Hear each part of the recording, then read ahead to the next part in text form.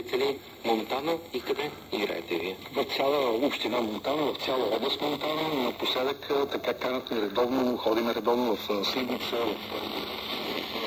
в Костинброд, в Кнежа, дори в Елин-Пелин. Така че доста разнообразяваме, което за един театър е добре да се показва, по този начин нашето изкуство стига до повече места, повече хора чуват за този театър, което мисля, че това е целта. Публиката липсва ли? Има ли този интерес във века на интернет?